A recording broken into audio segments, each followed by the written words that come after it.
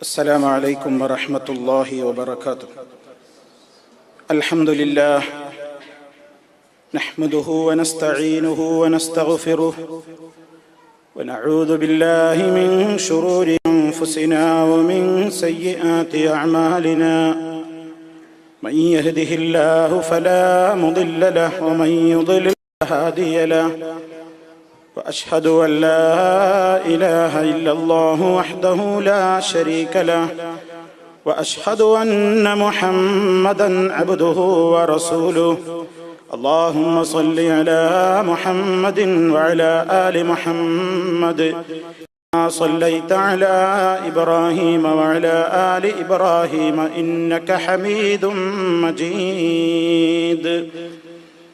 اللهم بارك على محمد وعلى آل محمد كما باركت على إبراهيم وعلى آل إبراهيم إنك حميد مجيد. يا أيها الذين آمنوا اتقوا الله حق تقاته ولا تموتن إلا وأنتم مسلمون. أما بعد فإن خير الكلام كلام الله وخير الهدي هدي محمد صلى الله عليه وسلم وشر الأمور محدثاتها وكل محدثة بدعة وكل بدعة ضلالة. സ്നേഹമുള്ള സത്യവിശ്വാസികളെ, വിശ്വാസിനികളെ, സഹോദരി സഹോദരന്മാരെ, സുഹൃത്തുക്കളെ, ഖബറിലെ അതിഭീകരമായ ശിക്ഷകൾക്ക് കാരണമായി തീരുന്ന ചില പാപങ്ങളെ സംബന്ധിച്ചാണ് കഴിഞ്ഞ നമ്മുടെ അവസരത്തിൽ വിശദീകരിക്കപ്പെട്ടത്. അതോടനുബന്ധമായി അതുപോലെ നാം മനസ്സിലാക്കിയിരിക്കേണ്ടുന്ന വേറെയും ഗൗരവമാർന്ന ചില കാര്യങ്ങളുണ്ട്. അതും ഖബറിൽ ശിക്ഷിക്കപ്പെടാൻ നിമിത്തമാകുന്നു എന്നാണ് പ്രമാണങ്ങളിൽ നിന്ന് മനസ്സിലാക്കുവാൻ സാധിക്കുന്നത്. നബി സല്ലല്ലാഹു അലൈഹി വസല്ലം ഗൗരവത്തോടുകൂടി ഓർമ്മപ്പെടുത്തിയ മറ്റൊരു കാര്യമാണ് കടബാധ്യതനായിക്കൊണ്ട് മരണപ്പെടുന്ന വ്യക്തി അവന്റെ ബർസഖിയായ ലോകത്ത് ആ രൂപത്തിൽ അതിൽ നിന്നവന് വിടുതൽ ലഭിക്കപ്പെട്ടിട്ടില്ലെങ്കിൽ, അഥവാ അവന്റെ പേരിലുള്ള കടം നിർവഹിക്കപ്പെട്ടിട്ടില്ലെങ്കിൽ ശിക്ഷിക്കപ്പെടാൻ നിമിത്തമാകുന്നു എന്നാണ് ഹദീസുകളുടെ വെളിച്ചത്തിൽ മനസ്സിലാക്കുവാൻ സാധിക്കുന്നത്. ഇന്ന് സമൂഹത്തിൽ നമ്മൾ മുമ്പ് പലപ്പോഴും പറയുന്നത് പോലെ തന്നെ കടം വാങ്ങിക്കൂട്ടുക എന്നത് പലർക്കും ഒരു ഹോബിയാണ്. ആവശ്യത്തിനും അനാവശ്യത്തിനുമൊക്കെ ഇന്ന് ആളുകൾ ലോണുകൾ വാങ്ങിക്കൊണ്ടിരിക്കുകയാണ്.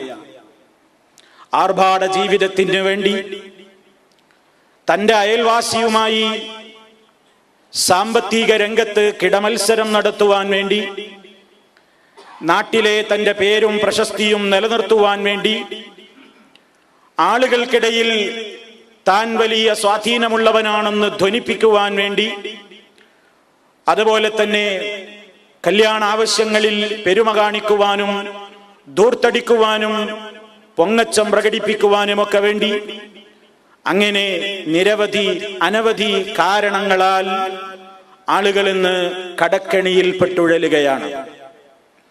അങ്ങനെ കടം വാങ്ങി കൂട്ടുമ്പോൾ ഇത് തന്നെ കൊണ്ട് വീട്ടാൻ കഴിയുമോ എന്ന ചിന്ത പോലുമില്ലാതെ അതൊരു വലിയ ക്രെഡിറ്റായി കാണുന്ന ഒരു സമൂഹമാണിന്ന് നമുക്ക് ചുറ്റുമുള്ളത്.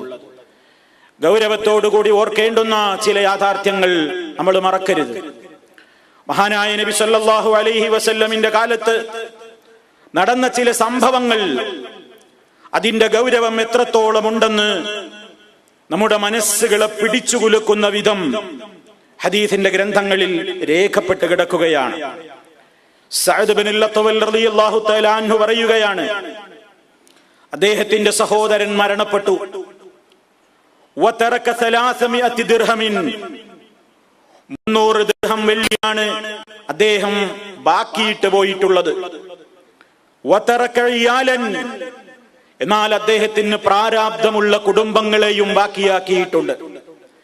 പ്രാരാബ്ധമുള്ള കുടുംബങ്ങൾക്ക് ബാക്കിയുള്ളത് കേവലം 300 വെള്ളിയാണ്, 300 ദിർഹമാണ്. ഖാല, എന്നിട്ട് അദ്ദേഹം പറയുന്നു, ഫഅറദ്തു അൻ നുൻഫിഖഹാ അലാ ഇയാലിഹി, അദ്ദേഹത്തിന്റെ ആ പ്രാരാബ്ധം അനുഭവിക്കുന്ന കുടുംബത്തിന് വേണ്ടി ഈ ദിർഹമുകൾ ചെലവഴിക്കാൻ ഞാൻ ഉദ്ദേശിക്കുകയുണ്ടായി. ഫഖാല ലീ നബിയുല്ലാഹി സ്വല്ലല്ലാഹു അലൈഹി വസല്ലം, അപ്പോൾ അല്ലാഹുവിന്റെ റസൂൽ എന്നോട് പറഞ്ഞു, ഇന്ന അഖാക മഹ്ബൂസുൻ ബിദൈനിഹി ഫദ്ഹബ് ഫഖ്ദി അൻഹു, നിന്റെ സഹോദരൻ അദ്ദേഹത്തിന്റെ പേരിലുള്ള കടം കാരണത്താൽ ബന്ധിക്കപ്പെട്ടിരിക്കുകയാണ് നിന്റെ സഹോദരൻ. അദ്ദേഹത്തിന്റെ പേരിലുള്ള കടബാധ്യത കാരണത്താൽ നിന്റെ സഹോദരൻ ഇപ്പോൾ റഹ്മത്ത് ലഭിക്കാതെ ബന്ധിതനായിരിക്കുകയാണ്. അതുകൊണ്ട് ഫദ്ഹബ് ഫഖ്ദി അൻഹു, നീ അദ്ദേഹത്തിന്റെ കാര്യത്തിൽ ഉടനെ ആ കടം വീട്ടിക്കൊള്ളണം. അതാണ് നീ ആദ്യം നിർവഹിക്കേണ്ടത്. ഫദഹബ്തു ഫഖദൈതു അൻഹു, അങ്ങനെ ഞാൻ പോയി അദ്ദേഹത്തിന്റെ കടങ്ങളെല്ലാം വീട്ടി. സുമ്മ ജിതു, പിന്നീട് ഞാൻ റസൂലുള്ളാഹിനെ സമീപിച്ചു. ഖുൽതു, എന്നിട്ട് ഞാൻ പറഞ്ഞു, യാ റസൂലല്ലാഹ്, അല്ലാഹുവിന്റെ റസൂലേ, ഖദ് ഖദൈതു അൻഹു ഇല്ലാ ദീനാറൈനി ദഅതുഹു മംറഅത്തുൻ, അദ്ദേഹത്തിന്റെ എല്ലാ കടങ്ങളും ഞാൻ വീട്ടിയിരിക്കുന്നു, 2 ദീനാറ് മാത്രം ഞാൻ വീട്ടിയിട്ടില്ല. 2 ദീനാറ് മാത്രം കാരണം ഒരു സ്ത്രീ പറയുന്നു, എന്റെ സഹോദരൻ അവർക്ക് 2 ദീനാറ് കൊടുക്കാനുണ്ടെന്ന്.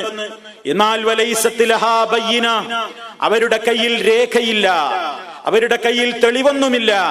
നബി സല്ലല്ലാഹു അലൈഹി വസല്ലമിന് വഹീന്റെ അടിസ്ഥാനത്തിൽ വിവരം ലഭിച്ചതുകൊണ്ട് അല്ലാഹുവിന്റെ റസൂൽ ദാ ഉടനെ അദ്ദേഹത്തോട് പറയുന്നു, അഅ്തിഹാ ഫഇന്നഹാ മുഹിഖ, അഅ്തിഹാ ഫഇന്നഹു മുഹിഖ, നീ അത് അവൾക്ക് കൊടുത്തേക്ക്, ഹഖാണത്, ബാധ്യതയാണത്.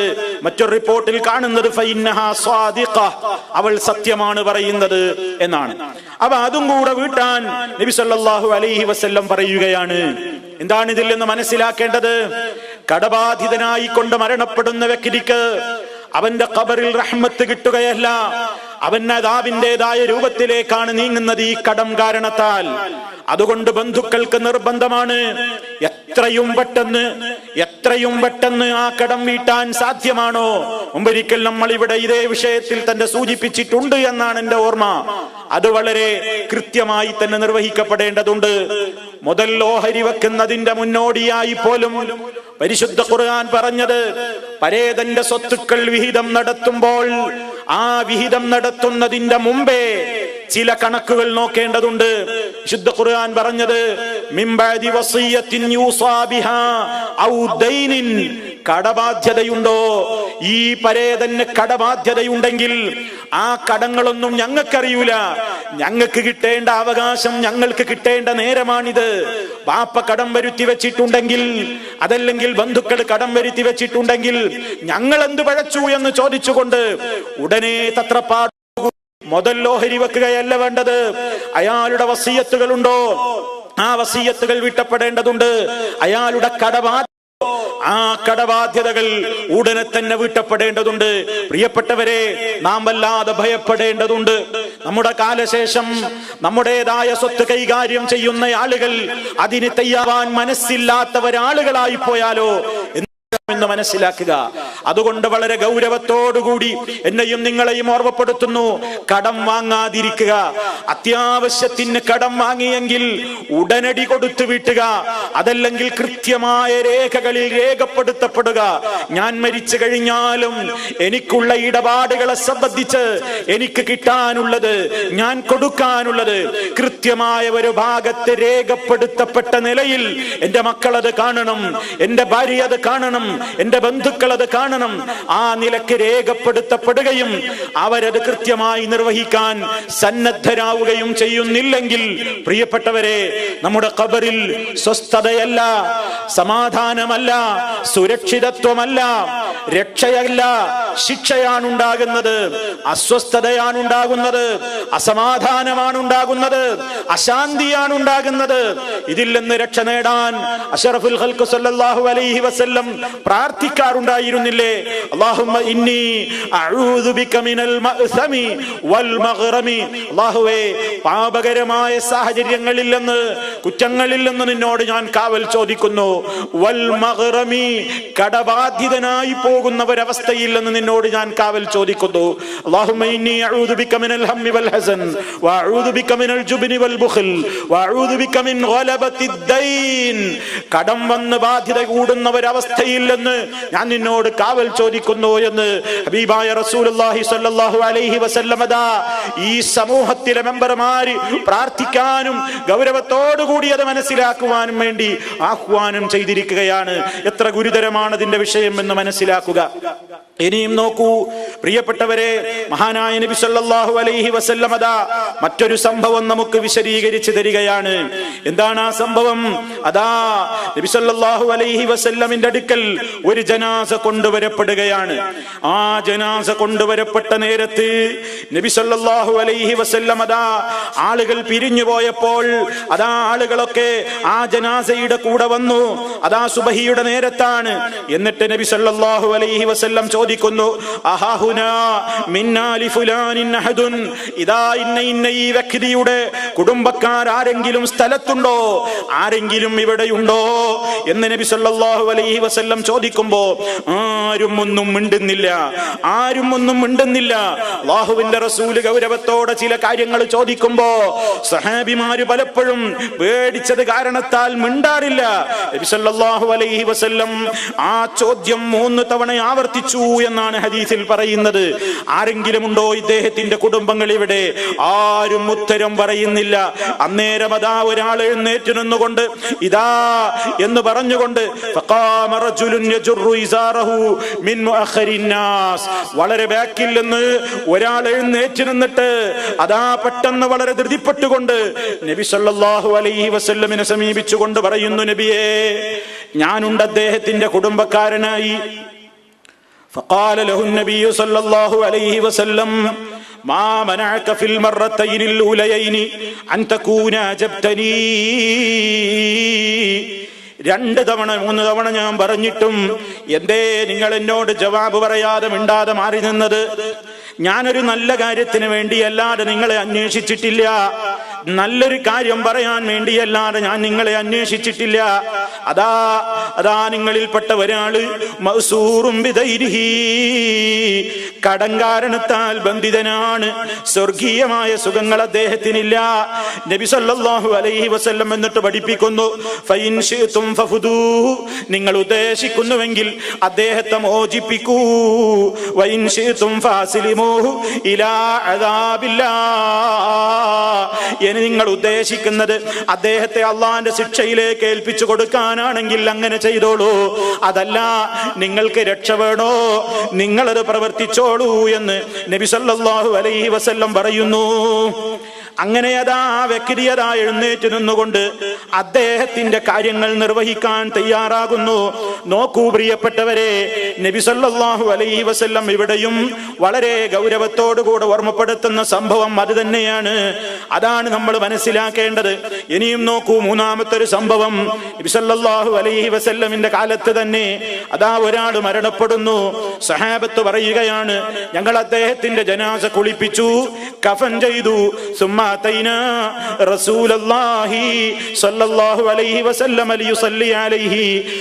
റസൂലിന്റെ അടുത്തേക്ക് ഞങ്ങൾ കൊണ്ടുചെന്നു, നിസ്കാരത്തിന് വേണ്ടി ജനാസ കൊണ്ടുചെന്നു. അപ്പോൾ നബി സല്ലല്ലാഹു അലൈഹി വസല്ലം നിസ്കാരത്തിന് വേണ്ടി മുന്നോട്ട് 2 അടി വെക്കുകയാണ്. വെച്ചതിന്റെ ശേഷം പിന്നെ അവിടെ തന്നെ നിന്നിട്ട് ചോദിക്കുന്നു, ഹൽ അലൈഹി ദൈൻ, ഈ വ്യക്തിക്ക് വല്ല കടവും ബാക്കിയുണ്ടോ? നിസ്കാരത്തിന് മുന്നോട്ടാഞ്ഞ റസൂലുള്ളാഹി റസൂലുള്ളാഹി അവിടെ തന്നെ നിന്നിട്ട് ചോദിക്കുകയാണ്, ഹൽ അലൈഹി ദൈനുൻ, ഈ വ്യക്തിയുടെ മേൽ വല്ല കടവുമുണ്ടോ? ഖുൽനാ, ഞങ്ങൾ പറഞ്ഞു, നഅം, അതെ, ദീനാറാനി, 2 ദീനാർ കടമുള്ള വ്യക്തിയാണ് നബിയേ. അന്നേരം അല്ലാഹുവിന്റെ റസൂല് പറയുന്നു, സ്വല്ലൂ അലാ സാഹിബിക്കും, നിങ്ങളുടെ കൂട്ടുകാരന് വേണ്ടി നിങ്ങൾ നിസ്കരിച്ചോളൂ, അല്ലാഹുവിന്റെ റസൂല് നിസ്കരിക്കാൻ കൂട്ടാക്കുന്നില്ല, എനിക്ക് നിസ്കരിക്കാൻ കൽപ്പനയില്ല. നബി സല്ലല്ലാഹു അലൈഹി വസല്ലം കടബാധിതനായ മയ്യത്തിന് വേണ്ടി നിസ്കരിക്കാതെ മാറി നിൽക്കുകയാണ്. ആ നേരത്തെ അബൂ ഖത്താദ റളിയല്ലാഹു അൻഹു സദസ്സിലുണ്ട്. അദ്ദേഹം പറയുന്നു, യാ റസൂലല്ലാഹ്, ദൈനുഹു അലയ്യ, അല്ലാഹുവിന്റെ റസൂലേ, അദ്ദേഹത്തിന്റെ ആ കടം ഞാൻ ഏറ്റെടുത്തിരിക്കുന്നു നബിയേ. അല്ലാഹുവിന്റെ റസൂൽ അദ്ദേഹത്തോട് അന്വേഷിക്കുകയാണ് വേണ്ടും, ഹുമാ അലൈക ഹഖുൽ ഗരീമി വബരീഅൽ മയ്യിതു, മയ്യത്ത് ഒഴിവായോ? അദ്ദേഹത്തിന്റെ കടം നീ ഏറ്റെടുത്തോ? ഉറപ്പാണോ? കടം കിട്ടാനുള്ള വ്യക്തിക്ക് ചോദ്യം നിന്നോടാണ് കേട്ടോ, ഓർമ്മ വേണം നിനക്ക്. ആ നിലക്ക് നീ ഏറ്റെടുക്കാൻ തയ്യാറാണോ? അദ്ദേഹം പറഞ്ഞു, നഅം, അല്ലാഹുവിന്റെ റസൂലേ, അതെ, ഞാൻ ഏറ്റെടുത്തിരിക്കുന്നു. ആ ഉറപ്പ് കിട്ടിയപ്പോഴാണ് ഫസല്ലാ അലൈഹി, അല്ലാഹുവിന്റെ റസൂല് ജനാസക്ക് വേണ്ടി നമസ്കരിക്കുന്നു. സുമ്മ ലഖിയഹു മിനൽ ഗദി, റസൂൽ അതും പറഞ്ഞിട്ട് പിന്നെ കാര്യം മറന്നിട്ടില്ലെന്ന് മനസ്സിലാക്കണം. പിറ്റേന്ന് അബൂ ഖത്താദ റളിയല്ലാഹു അൻഹുവിനെ കാണുന്ന നേരത്ത് ചോദിക്കുകയാണ്, മാ ഫഅലത് ദീനാറാൻ, അബൂ ഖത്താദത്തെ, ഇന്നലെ നീ ഏറ്റെടുത്ത 2 ദീനാറിന്റെ കാര്യം എന്തായി? നീ കൊടുത്തു വീട്ടിയോ? ആ നേരം അബൂ ഖത്താദ റളിയല്ലാഹു അൻഹു പറയാണ്, യാ റസൂലല്ലാഹ്, ഇന്നമാ മാത അംസി, ഇന്നലെയല്ല നബിയെ മരണപ്പെട്ടത്, ഞാൻ വീട്ടിക്കോളാ എന്നർത്ഥം.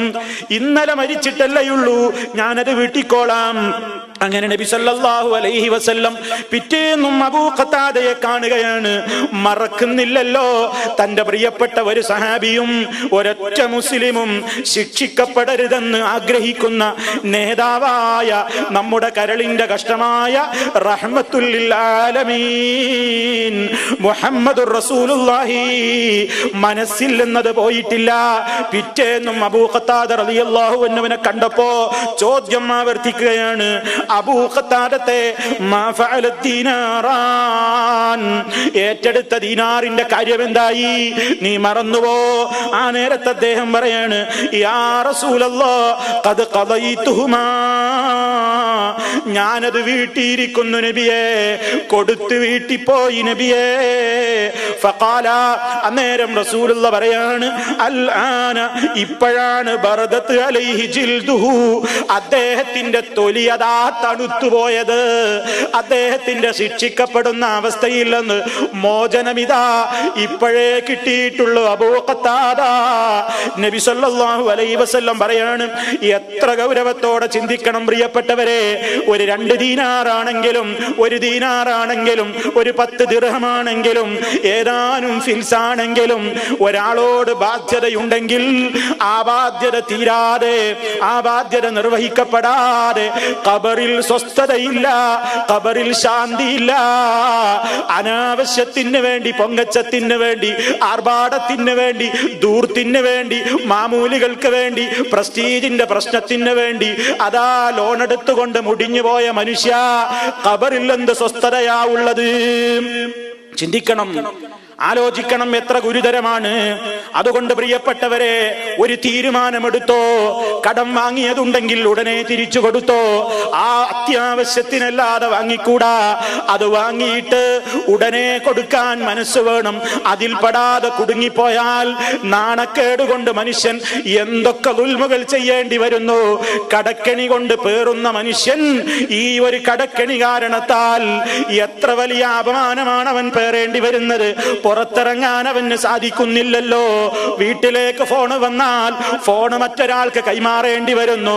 ഞാനിവിടെ സ്ഥലത്തില്ലെന്ന് പറഞ്ഞേക്കെന്ന് കളവ് പറയേണ്ടി വരുന്നു.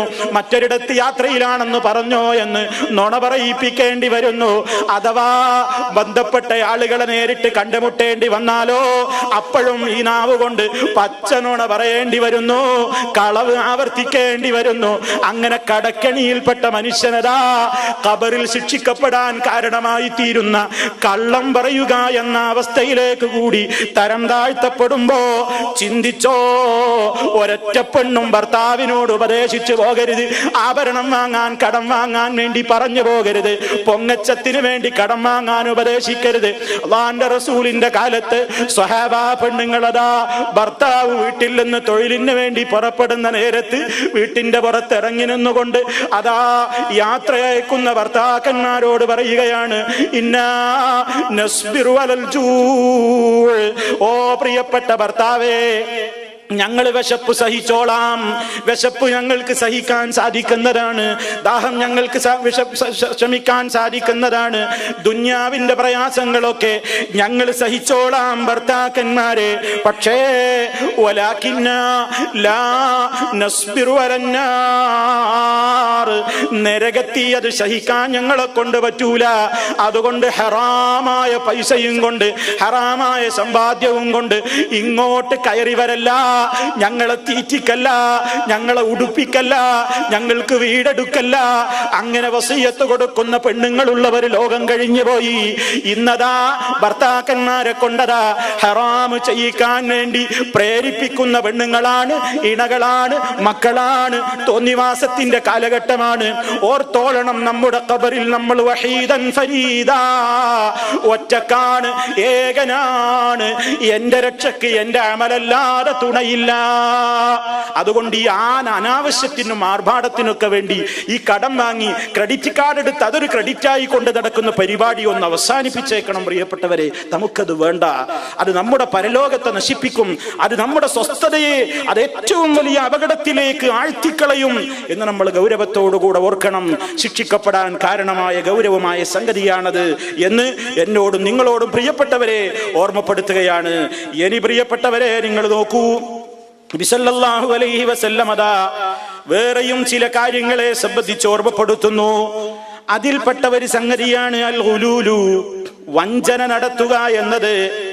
ഏതെങ്കിലും ഒരാളുടെ സമ്പത്ത് തനിക്ക് അവകാശപ്പെടാത്ത ഒരു പൊതുമുതലില്ലെന്ന് വല്ലതും ഒരൽപ്പം കുറവാണെങ്കിലും മറ്റൊരാളുടെ സമ്പത്ത് അത് അല്പമാകട്ടെ കൂടുതലാകട്ടെ ഞാനത് മോഷ്ടിച്ചെടുത്തിട്ടുണ്ടെങ്കിൽ എന്റെ ഖബറിൽ തീയാണ്, എനിക്ക് സ്വസ്ഥതയില്ല.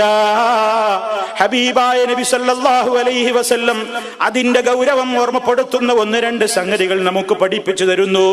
അബൂ ഹുറൈറ റളിയല്ലാഹു തആല അൻഹു പറയാണ്, അഹ്ദാ റജുലുൻ ലി റസൂലില്ലാഹി സല്ലല്ലാഹു അലൈഹി വസല്ലം ഗുലാമൻ യുഖാലു ലഹു മിദ്അം. ഒരാൾ അല്ലാഹുവിന്റെ റസൂലിനദാ ഒരു ഭൃത്യനെ, ഒരു വേലക്കാരനെ ഹദിയയായിട്ട് കൊടുക്കുകയാണ്. ഒരു വേലക്കാരൻ ഒരടിമയെ അതാ അല്ലാഹുവിന്റെ റസൂലിന് സേവനം ചെയ്യാൻ വേണ്ടി ഒരടിമയെ ഒരാൾ റസൂലുള്ളാഹിക്ക് ഹദിയ കൊടുക്കുന്നു. അങ്ങനെ ആ വേലക്കാരൻ അതല്ലെങ്കിൽ ആ അടിമ അല്ലാഹുവിന്റെ റസൂലിന്റെ കൂടെയുള്ള ഒരു യാത്രയിൽ യാത്രാ സാമഗ്രികൾ ഇങ്ങനെ ഒരുക്കി വെക്കുന്നതിനിടക്കതാ ആരാണ് അദ്ദേഹത്തെ അമ്പെയ്ത് വധിച്ചതെന്ന് അറിഞ്ഞുകൂടാ. ഒരമ്പ് കൊണ്ടുകൊണ്ട് ആ അടിമ താഴെ വീഴുന്നു, അയാൾ മരണപ്പെടുന്നു. റസൂലുള്ളാഹിക്ക് സേവനം ചെയ്യുന്ന ഈ അടിമയതാ ഒരു അജ്ഞാതന്റെ അമ്പേറ്റുകൊണ്ട് പെടഞ്ഞു വീണ് മരിക്കുകയാണ്. ആ ഘട്ടത്തിൽ ഫഖാലന്നാസ്, ആളുകൾ വിളിച്ചു പറയാൻ തുടങ്ങി, ഹനീഅൻ ലഹുൽ ജന്ന, സ്വർഗം തന്നെ, സ്വർഗം തന്നെ ആ അടിമക്ക്, അദ്ദേഹത്തിന് സ്വർഗം തന്നെ എന്നിങ്ങനെ മംഗളം നേരുന്ന നേരത്തെ അല്ലാഹുവിന്റെ റസൂൽ ഉടനെ പറയുന്നു, കല്ലാ, അങ്ങനെ പറയരുത്, അങ്ങനെ നിങ്ങൾ പറയണ്ട. വല്ലദീ നഫ്സി ബിയദിഹി ഇന്ന ശംലതല്ലതി യഖദഹാ യൗമ ഖൈബറ മിനൽ മഗാനിമി ലം തുസിബ്ഹൽ മഖാസിമു ലതസ്തഇലു അലൈഹി നാറാ. നിങ്ങൾക്ക് അദ്ദേഹത്തെ അറിയാമോ? നിങ്ങൾ എന്തുകൊണ്ടാ അദ്ദേഹത്തിന് സ്വർഗം നേർന്നത്? നിങ്ങൾ എന്തിനാണ് അദ്ദേഹത്തിന് സ്വർഗം കൊണ്ട് മംഗളം അറിയിച്ചത്?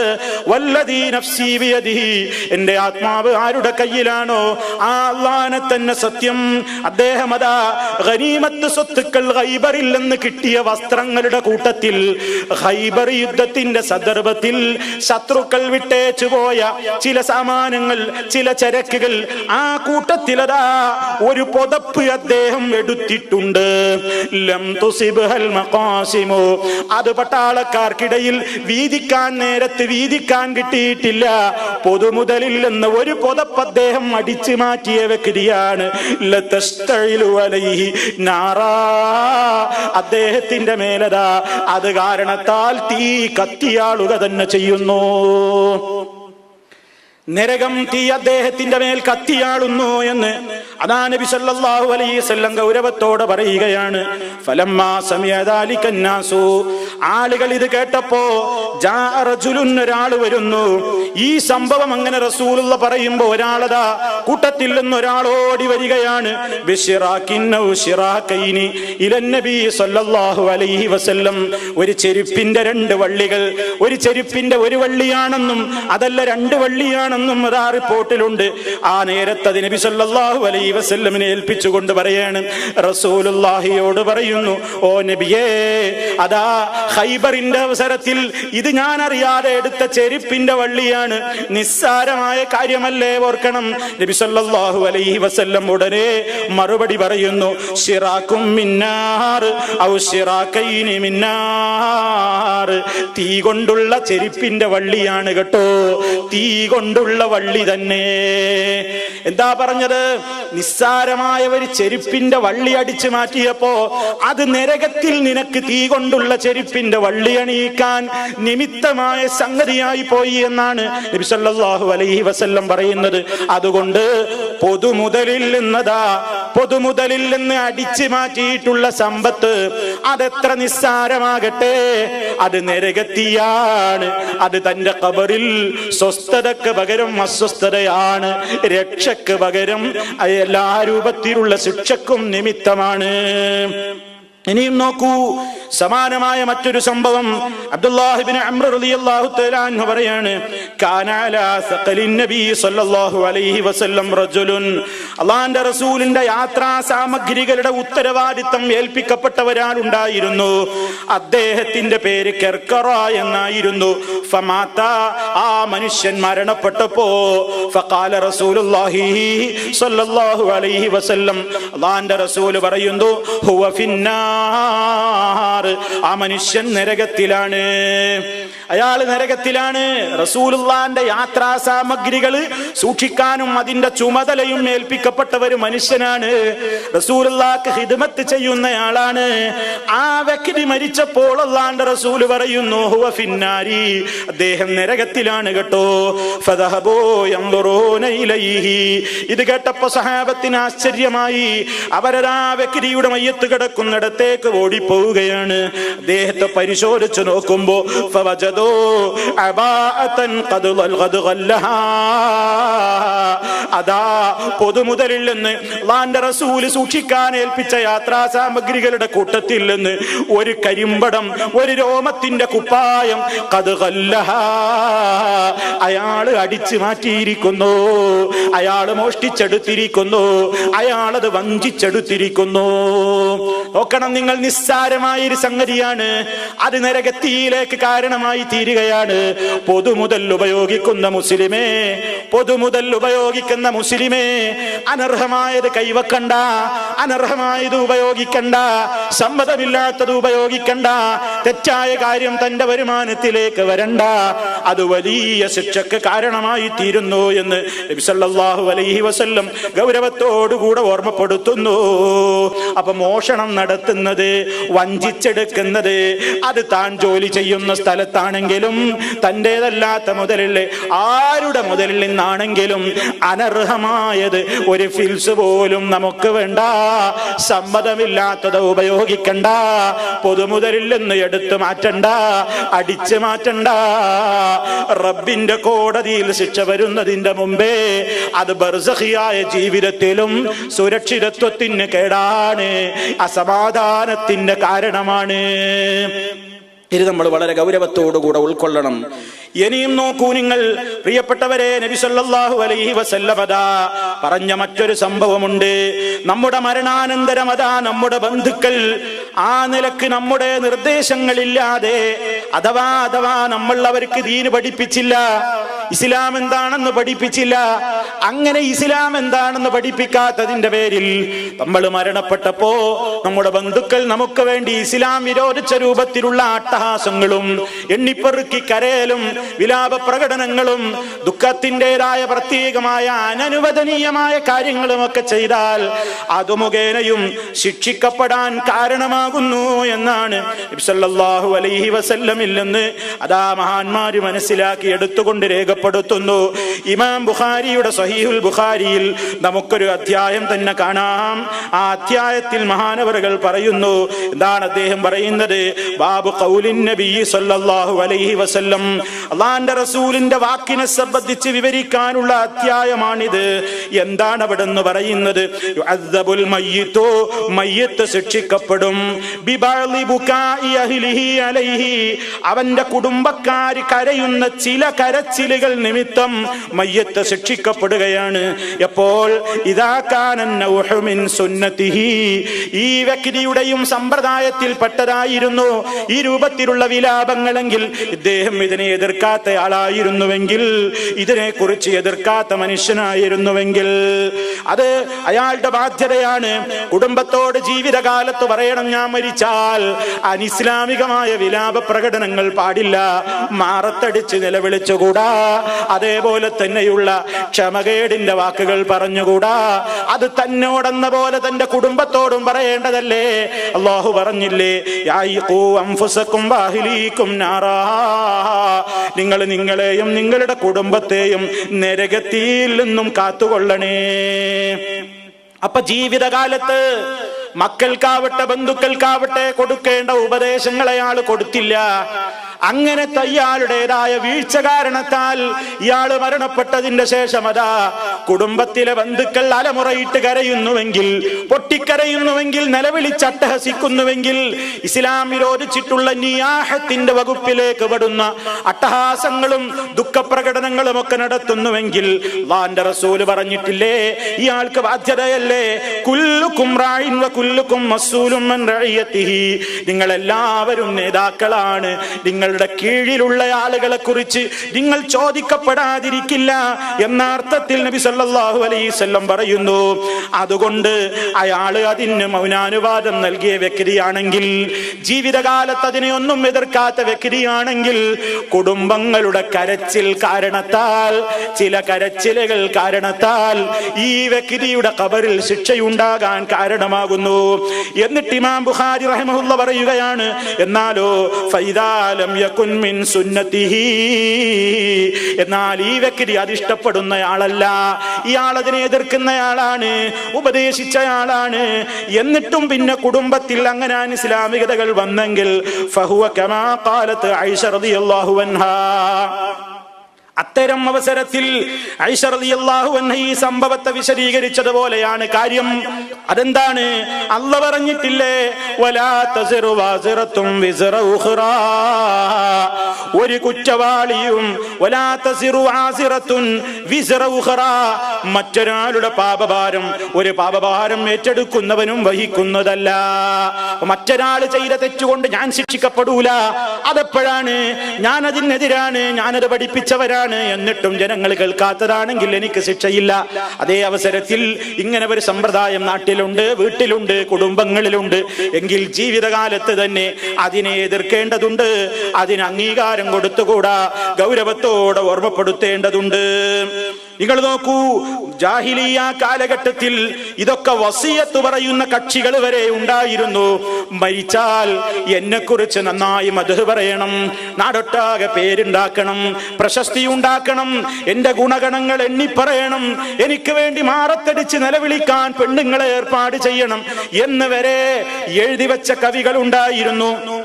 ചില കവിതാശകലങ്ങളിൽ പോലും ആ രൂപത്തിലുള്ള വസിയത്തുകൾ ജാഹിലിയ്യ കവിതകളിൽ കാണാം.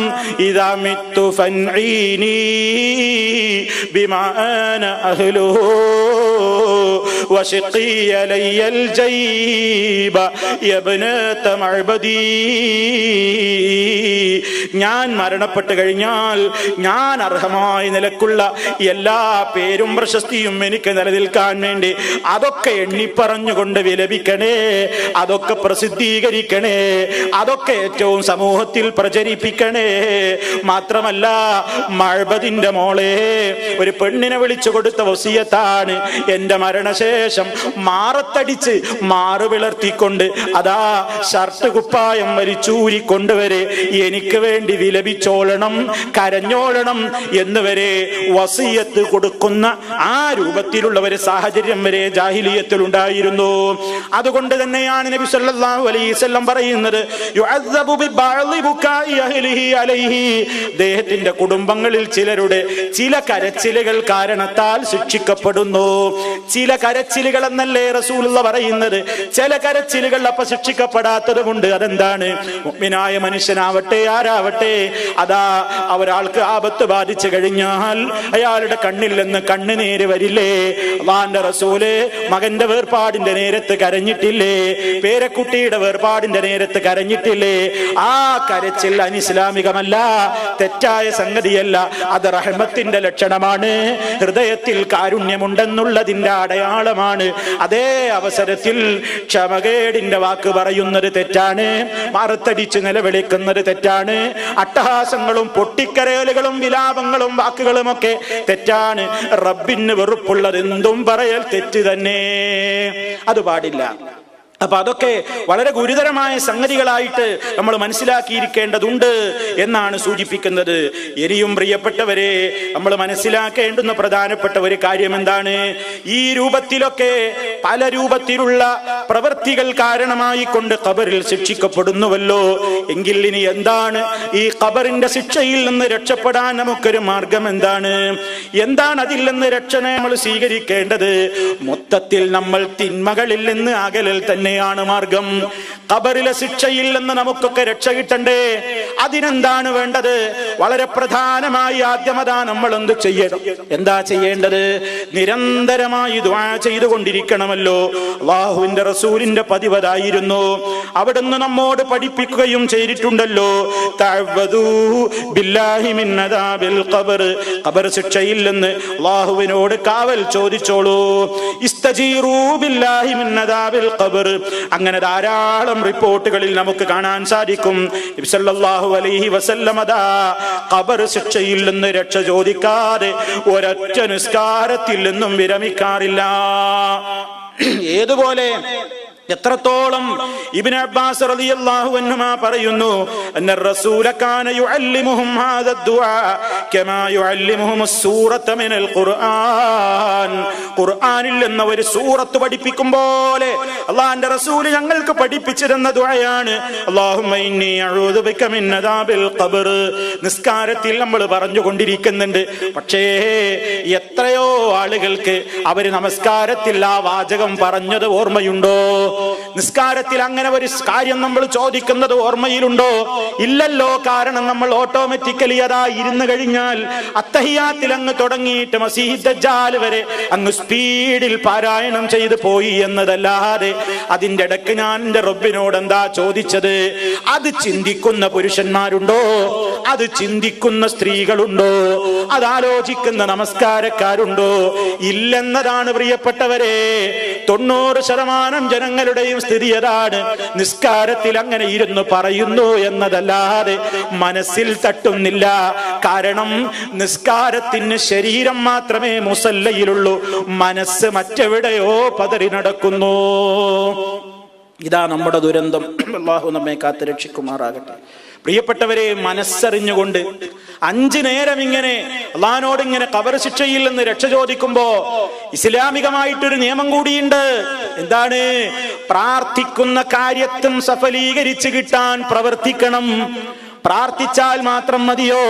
അല്ലാഹുവേ എനിക്കൊരു സന്താനത്തെ തരണേ എന്നൊരാൾ ഇങ്ങനെ രാപ്പകൽ ദുആ ചെയ്യുന്നു. അയാളോട് ചോദിക്കപ്പെടുന്നു, വിവാഹം കഴിഞ്ഞിട്ട് നാളെത്രയായി? അയാൾ പറയുന്നു, ഞാൻ വിവാഹം കഴിച്ചിട്ടില്ല. പിന്നെ എന്ത് പ്രാർത്ഥനയാണ്? ഒരാൾ പറയുന്നു, അല്ലാഹുവേ കച്ചവടത്തിൽ ബർക്കത്ത് താ. തിരിച്ചു ചോദിക്കപ്പെടുന്നു, നിങ്ങൾക്ക് എത്ര ഷോപ്പുകളുണ്ട്? നിങ്ങൾക്ക് എന്താണ് ബിസിനസ്? ഇല്ല, ഞാൻ ഒന്നിലേക്കും ഇറങ്ങിയിട്ടില്ല. ആ പ്രാർത്ഥന എത്ര മണ്ടത്തരമാണ്.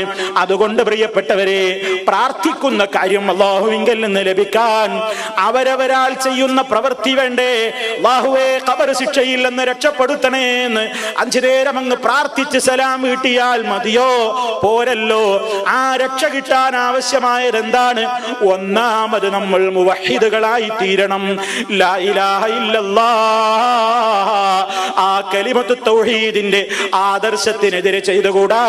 മുഹമ്മദുർ റസൂലുള്ളാഹ്, ആ സത്യത്തിന്റെ ആദർശത്തിന്റെ വിരുദ്ധം ചെയ്തവർക്ക് ഖബറിൽ ശിക്ഷ തന്നെ. കാരണം മൻ റബ്ബുക എന്നല്ലേ ആദ്യത്തെ ചോദ്യം.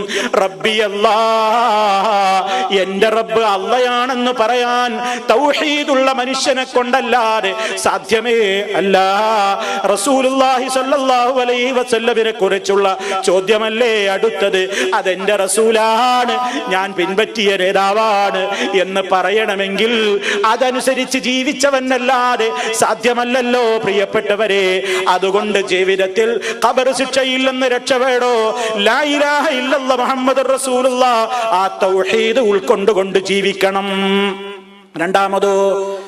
രണ്ടാമത് വേണ്ടത് എന്താണ്? സൽക്കർമ്മങ്ങൾ ധാരാളമായി ചെയ്യണം. നിർബന്ധമായതിന് പുറമേ സുന്നത്തുകൾ അധികരിപ്പിക്കണം. കാരണം നമ്മുടെ നമസ്കാരങ്ങൾ, നമ്മുടെ നോമ്പുകൾ, നമ്മുടെ സക്കാത്തുകൾ, നമ്മുടെ സ്വതക്കകൾ, നമ്മുടെ ഹജ്ജുകൾ, ഉംറകൾ, നമ്മുടെ സ്വലാത്തുകൾ, അതുപോലെ തന്നെ ദിക്റുകൾ, ദുആകൾ, നമ്മുടെ മാതാപിതാക്കളോട് സ്നേഹം കാണിച്ചത്, ബന്ധുക്കളോടുള്ള യഥാർത്ഥമായ നിലക്കുള്ള ബന്ധങ്ങൾ നിലനിർത്തിയത്, അതുപോലെ തന്നെ ജനങ്ങളോട് സതുപദേശം നടത്തിയത്, ഹറാമായ കാര്യങ്ങളിൽ നിന്ന് വിട്ടുനിന്നത്, അതുപോലെ തന്നെ ജനങ്ങൾക്ക് വേണ്ട ഉപകാരപ്രദമായ കാര്യങ്ങളിലൊക്കെ സഹകരിച്ചു കൊടുത്തത്, ഇതൊക്കെ നമ്മുടെ ഖബറിൽ വരുമ്പോ അനഅമലുക സാലിഹ് പേടിച്ചരണ്ട് കിടക്കുന്ന നേരത്തെ അതാ ആരാരും തുണയില്ലാത്ത ആ ഖബറിലതാ സുന്ദരനായ ഒരു മനുഷ്യന്റെ വേഷത്തിലതാ നമ്മുടെ നിസ്കാരം കയറി വരുന്നു എന്ന് കേട്ടില്ലേ? സക്കാത്ത് കയറി വരുന്നു, സൽക്കർമ്മങ്ങൾ മുഴുവനും കയറി വരികയാണ്. പേടിക്കണ്ട കേട്ടോ. അനഅമലുക സാലിഹ്, ഞാൻ നിന്റെ സൽക്കർമ്മങ്ങളാണ് കേട്ടോ, ഞാൻ നിനക്ക് കൂട്ടിനുണ്ട് കേട്ടോ എന്ന് പറഞ്ഞ് ആശ്വസിപ്പിക്കുന്നവരവസ്ഥ ആ ഖബറിലെ സുരക്ഷിതത്വത്തിന് കാരണമായി തീരുന്നത് നമ്മുടെ സൽക്കർമ്മങ്ങൾ തന്നെ. അതുകൊണ്ട് ഖബറിൽ സമാധാനം വേണോ? ശിക്ഷിക്കപ്പെടാത്ത അവസ്ഥ വേണോ? രക്ഷയുടെ സാഹചര്യം വേണോ? സൽക്കർമ്മങ്ങൾ നന്നായി അധികരിപ്പിച്ചോളണം.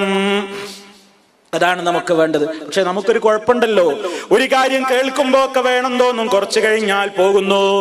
അതാ ഒരു പാത്രം കമഴ്ത്തി വെച്ച് വെള്ളമൊഴിച്ച പ്രതീതിയാണ് നമ്മൾ ഉപദേശിക്കുമ്പോഴും ഉപദേശം കേൾക്കുമ്പോഴും. അതവിടെ തീർന്നു, ഉള്ളിലേക്ക് കയറിയില്ല, ഉള്ളിലേക്ക് സ്വാധീനിച്ചില്ല. നമ്മുടെ മുൻഗാമികൾ അങ്ങനെയായിരുന്നു. ഇതാ അലൈഹിം ആയാതുഹു സാദതുഹും ഈമാനാ, അള്ളാന്റെ ആയത്തുകൾ ഓതിക്കൊണ്ട് വിശദീകരിക്കപ്പെട്ട് കഴിഞ്ഞാൽ അവരുടെ ഈമാൻ വർദ്ധിച്ചിരുന്നു. അത് അവരുടെ ചരിത്രം. അങ്ങനെ ഖുർആൻ പറയുമ്പോ നമ്മുടെ സ്ഥിതി ഇന്ന് എന്താണ്? എത്ര ആയത്ത് കേട്ടാലും, എത്ര ഹദീസ് കേട്ടാലും, എത്ര തന്നെ കേട്ടാലും ഞാൻ എന്റെ സിനിമ വിടൂല, എന്റെ സീരിയൽ നിർത്തൂല, എന്റെ ഹറാമായ പണി നിർത്തൂല, എന്റെ ഹറാമായ സമ്പാദ്യം നിർത്തൂല, ഹറാമായ വേഷം ധരിച്ച് പുറത്തിറങ്ങൽ അവസാനിപ്പിക്കൂല, പലിശ തിന്നൽ നിർത്തൂല, ഹറാമിന് പണം കൊടുക്കൽ നിർത്തൂല, ഹറാമിന്റെ വേദികളിലേക്ക് പോകൽ നിർത്തൂല, ഹറാമ് കണ്ടാസ്വദിക്കലും കേട്ടാസ്വദിക്കലുമൊന്നും ഞാൻ നിർത്തൂല. കാരണം എനിക്കെന്ത് കേട്ടാലും, എത്ര തന്നെ ഓതി കേട്ടാലും വല്ലാ മുസ്തക്ബിറ കഅല്ലം യസ്മഅഹാ കഅന്ന ഫീ ഉദ്നൈഹി വഖറാ. അല്ലാഹ് പറഞ്ഞില്ലേ ചില ആളുകളെ സംബന്ധിച്ച്? എന്താ പറഞ്ഞത്? എത്ര ആയത്തും ഹദീസും ഒക്കെ അവൻ ഓതിക്കൊടുത്താലും വല്ലാ മുസ്തക്ബിറ, അവൻ അഹങ്കാരിയായി കൊണ്ട് തിരിഞ്ഞു പോകും. കഅല്ലം യസ്മഅഹാ, അവനൊന്നും കേൾക്കാത്തവനെ പോലെ ഏതുപോലെയുണ്ട്. അവന്റെ ഈ കാതുകളിൽ അതാ എന്തോ ഉരുക്കി ഒഴിക്കപ്പെട്ടിരിക്കുന്നു. പറയുന്നവരവിടെ പറയട്ടെ, എഴുതുന്നവർ എഴുതട്ടെ. എനിക്കെന്റെ ജീവിതം ഈ മുന്തിരിച്ചാറ് പോലെയുള്ള ജീവിതം ആസ്വദിച്ചേ പറ്റൂ. കുറച്ചു കാലം കഴിയുമ്പോ ദീനൊക്കെ ചിന്തിക്കാം എന്ന് വിചാരിച്ചുകൊണ്ട് റബ്ബിന്റെ കൽപ്പനക്കെതിരെ ജീവിതം മുന്നോട്ട് കൊണ്ടുപോകുന്നുവെങ്കിൽ ഖബറിൽ സ്വസ്ഥതയില്ല, സമാധാനമില്ല. എത്രയും പെട്ടെന്ന് പൊഴിഞ്ഞു തീരുന്ന ജീവിതം കണ്ടില്ലേ നമ്മുടെ സഹോദരങ്ങളതാ എയർപോർട്ടിൽ ചാരമായി മാറിയില്ലേ, കരിക്കട്ട പോലെ ആയില്ലേ. മനുഷ്യന്റെ സ്ഥിതി അത്രയല്ലേ ഉള്ളൂ. കുടുംബത്തെ കാണാൻ വേണ്ടിയതാ എത്ര മോഹിച്ചു പുറപ്പെട്ടവരാണ്.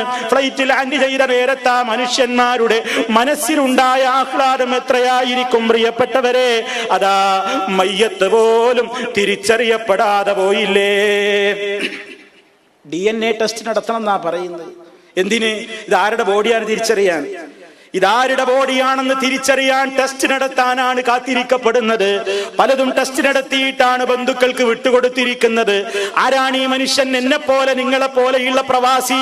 ടിക്കറ്റ് എടുത്ത് എയർപോർട്ടിൽ ലോഞ്ചിൽ കാത്തിരുന്നിട്ട് സന്തോഷത്തോടെ കയറിപ്പോയിരുന്നിട്ട് സീറ്റ് ബെൽറ്റ് മുറുക്കിയിട്ടിട്ട് അതാ തന്റെ കുടുംബത്തെ ഏതാനും മണിക്കൂറുകൾക്കകം ചെന്നു ചേരാമെന്ന് വിചാരിച്ച പ്രവാസികളായ ആളുകൾ കരിക്കട്ട പോലെ അതാ അങ്ങ് കത്തിയമർന്നു പോയില്ലേ പ്രിയപ്പെട്ടവരെ. അവരിലെ സത്യവിശ്വാസികൾക്ക് അല്ലാഹു പുറത്തു കൊടുക്കുമാറാകട്ടെ. അവർക്ക് അല്ലാഹു വലിയ ഖൈറും ബർക്കത്തും ഷഹീദുകളുടെ പദവിയും ഉണ്ടല്ലോ.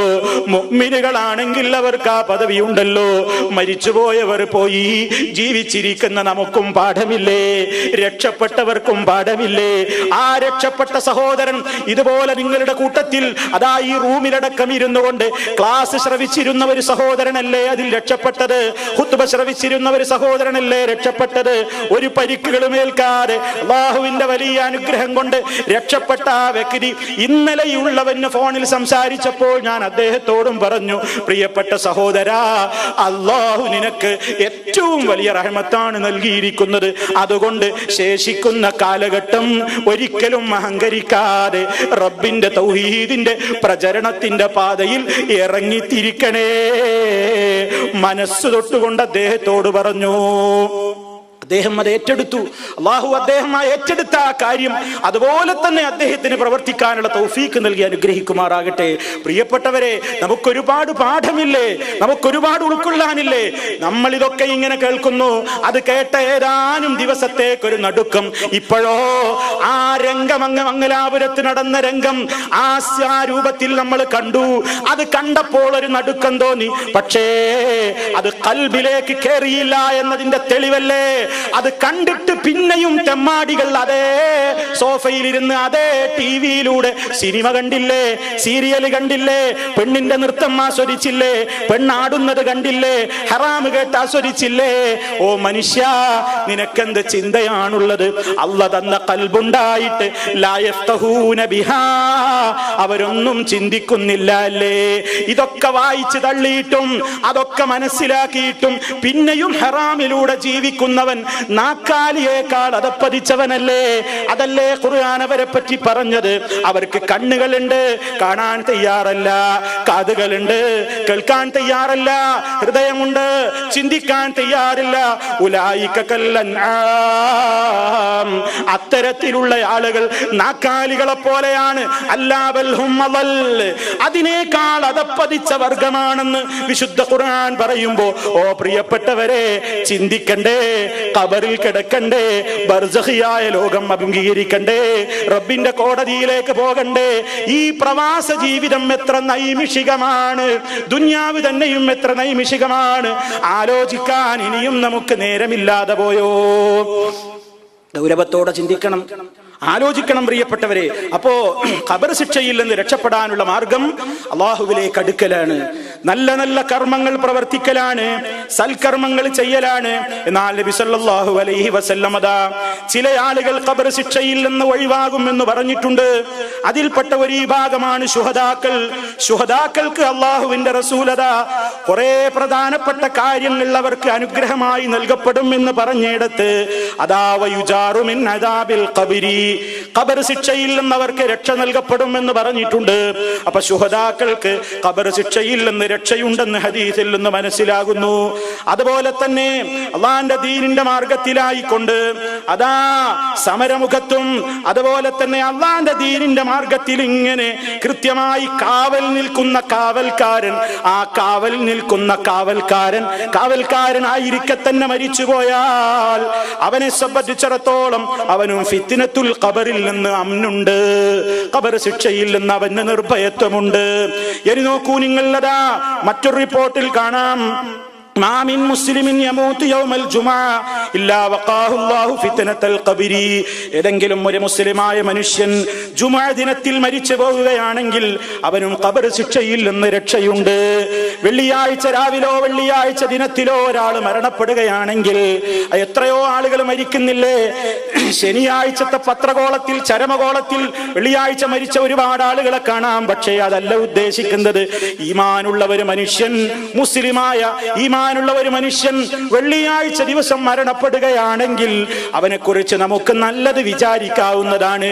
അവന് ഖബറിൽ ശിക്ഷിക്കപ്പെടാവുന്ന ഒരവസ്ഥയില്ലാതെ റബ്ബിന്റെ കാവൽ കിട്ടുന്നു എന്ന് ചില ഹദീസുകളിൽ നിന്ന് മനസ്സിലാക്കാൻ സാധിക്കുന്നു. അതുപോലെ തന്നെ വേറെ ചില റിപ്പോർട്ടുകളിൽ കാണാം, വയറ് സംബന്ധമായ അസുഖം മുഖേന മരണപ്പെട്ട വ്യക്തി മാരകമായ നിലയ്ക്ക് വേദന അനുഭവിച്ചുകൊണ്ട് വയറ്റിന് ക്യാൻസർ, അതല്ലെങ്കിൽ അതേ രൂപത്തിലുള്ള അത്തരത്തിലുള്ള ആ രൂപത്തിലുള്ള വല്ല രോഗങ്ങളും നിമിത്തം മരിച്ചുപോയിട്ടുള്ള വ്യക്തി, അതാ നബി സല്ലല്ലാഹു അലൈഹി വസല്ലം അതിനെ സംബന്ധിച്ച് പറഞ്ഞിട്ടില്ലേ, ഫലൻ യുഅദ്ദബ ഫീ ഖബരിഹി, ദേഹത്തിന്റെ ഖബറിൽ ശിക്ഷിക്കപ്പെടില്ല എന്ന് പറഞ്ഞിട്ടില്ലേ എന്ന്.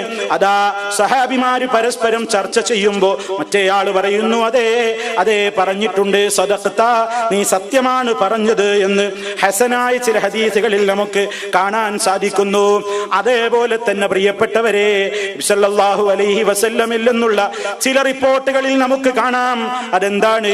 അല്ലാഹുവിന്റെ റസൂല് നമ്മോടതാ നമുക്ക് പഠിക്കാനും പകർത്താനും പാരായണം ചെയ്യാനുമുള്ള ആണല്ലോ പരിശുദ്ധ ഖുർആൻ. ആ പരിശുദ്ധ ഖുർആനിനെ സംബന്ധിച്ചിടത്തോളം അല്ലാഹുവിന്റെ റസൂലിനൊരു പതിവുണ്ട്, കാനലാ യനാമു ഹത്താ യഖറഅ അലിഫ് ലാം മീം തൻസീല സജദ, സൂറത്തു സജദ പാരായണം ചെയ്യാതെ റസൂലുള്ളാഹി ഉറങ്ങാറില്ല. വതബാറകല്ലദീ ബിയദിഹിൽ മുൽക്കു, സൂറത്തുൽ മുൽക്കും പാരായണം ചെയ്യാതെ അല്ലാഹുവിന്റെ റസൂൽ ഉറങ്ങാറില്ല. അപ്പൊ രാത്രികളിൽ, നമ്മുടെ രാത്രികളിൽ അലിഫ് ലാം മീം സജദ, സൂറത്ത് സജദ പാരായണം ചെയ്യൽ, അതുപോലെ തന്നെ വതബാറകല്ലദീ ബിയദിഹിൽ മുൽക്ക്, സൂറത്തുൽ മുൽക്ക് പാരായണം ചെയ്യൽ വളരെയേറെ പ്രാധാന്യമുള്ളതാണ്.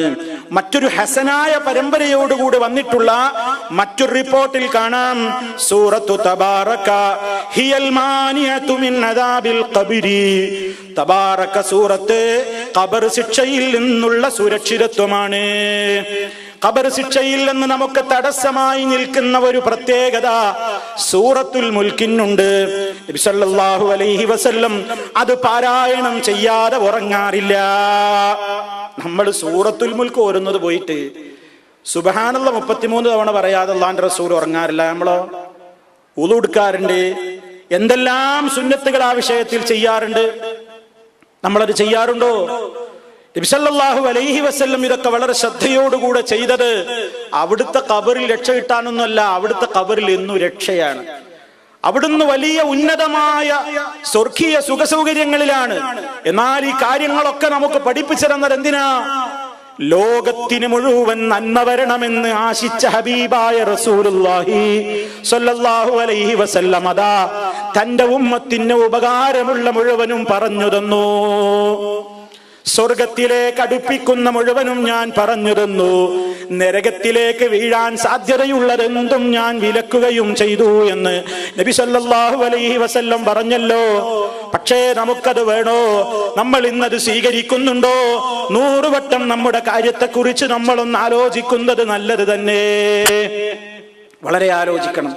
എല്ലാ രാത്രിയിലും കിടക്കുന്ന നേരത്ത് മനസ്സിനോടൊന്ന് ചോദിക്കണം. എന്താ മനസ്സിനോട് ചോദിക്കേണ്ടത്? മനസ്സിനോട് എന്താണ് കാര്യമായി പറയേണ്ടത്? പണ്ഡിതന്മാര് പറയുന്നു, നിനക്ക് ഖബറിൽ നിന്ന് രക്ഷ വേണോ?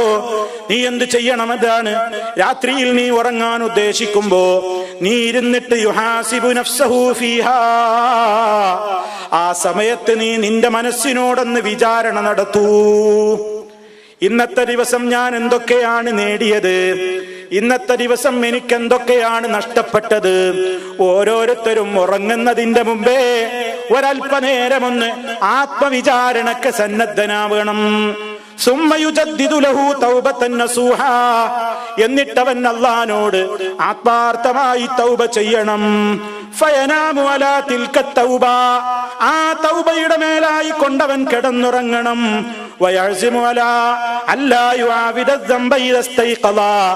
നാളെ ഉണർന്നാൽ ഇനി ഒരു തെറ്റിലേക്ക് ഞാൻ പോവില്ലെന്ന് ഉറപ്പിച്ച് തീരുമാനമെടുത്തോളണം. എല്ലാ രാത്രിയിലും ഇപ്രകാരം ചെയ്തോ, ഖബറിൽ നിനക്ക് രക്ഷയുണ്ട്. ഖബർ ശിക്ഷയിൽ നിന്ന് രക്ഷയുണ്ട്. ഖബറിന്റെ ഭീതിതമായ അവസ്ഥയിൽ നിന്ന് മോചനമുണ്ട്, നിർഭയത്വമുണ്ട്. പ്രമാണങ്ങളുടെ വെളിച്ചത്തിൽ പണ്ഡിതന്മാര് രേഖപ്പെടുത്തുകയാണ് ഇതൊക്കെ. അതുകൊണ്ട് പ്രിയപ്പെട്ടവരെ, എല്ലാവർക്കും അഭിമുഖീകരിക്കാനിരിക്കുന്ന എത്ര പെട്ടെന്നാണ് അതിലേക്ക് നമ്മൾ പോവുക അറിഞ്ഞൂടാ. ഏത് ദിവസമാണ് എത്തിച്ചേരുക അറിഞ്ഞൂടാ. ഞാനും ഈ സംസാരം കേൾക്കുന്ന ഓരോരുത്തരും നമ്മുടെ ഖബർ ജീവിതം, നമ്മുടെ ബർസഖ് എപ്പോ തുടങ്ങുന്ന അറിഞ്ഞൂടാ.